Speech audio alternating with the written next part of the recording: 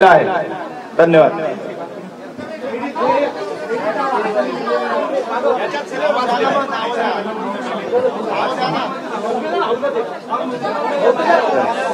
सर्वांना पहिल्या प्रथम सर्वांना दिवाळीच्या शुभेच्छा देतो आहे। एका चांगल्या दिवशी तुम्ही आलेला आहात। आज काय नरक चतुर्थी म्हणजे काय असतात? नरकासुराचा वध। तर नरकासूर कोण ते वेगळं सांगण्याची गरज नाही। तो वध त्याचा वध करण्यासाठी आपण शिवसेनेत आलेला आहात। आता सुरू झालेला आहे।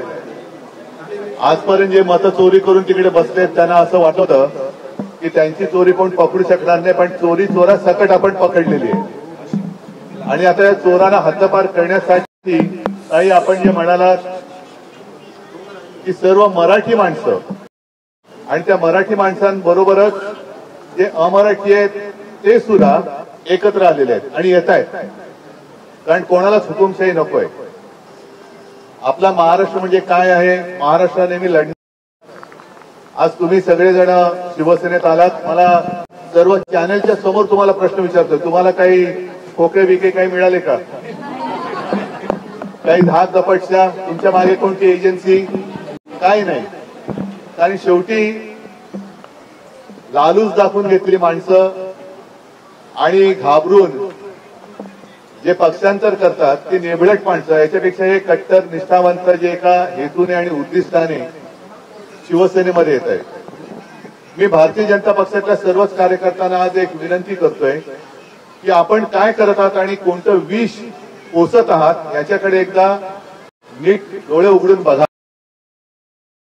मध्ये आपण या पापाचे धनी म्हणून आपली नोंद होऊ देऊ नका, हीच तर मी दिवाळीच्या निमित्ताने शुभेच्छा आणि एक नम्र विनंती करतोय। बाकी जास्त काही आता मी भाषण करण्याची आवश्यकता नाही।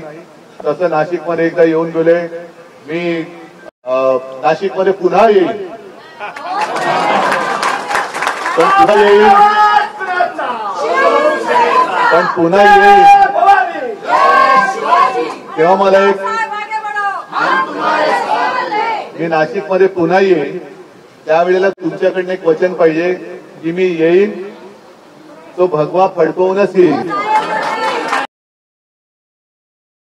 आणि तो आई जगदंबा आपल्याला निरोगी उदंड दीर्घ आरोग्य देवो हीच प्रार्थना करतो। सगळ्यांचं स्वागत करतो। जय हिंद, जय महाराष्ट्र।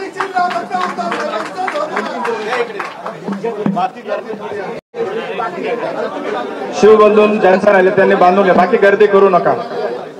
सत्यम आणि हर्षल पटकन या, बाकीच्यांनी गर्दी नका करू। नाना शिवबंधन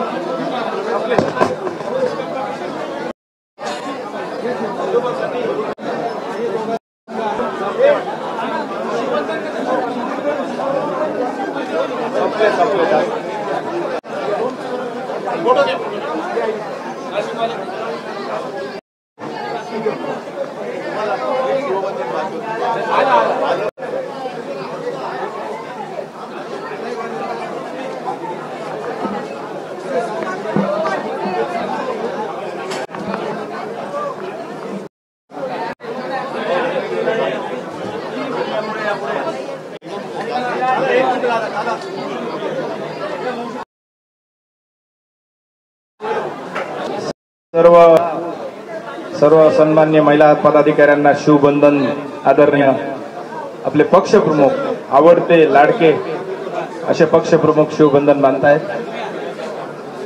ज्यांचं झालं त्यांनी मागे जा।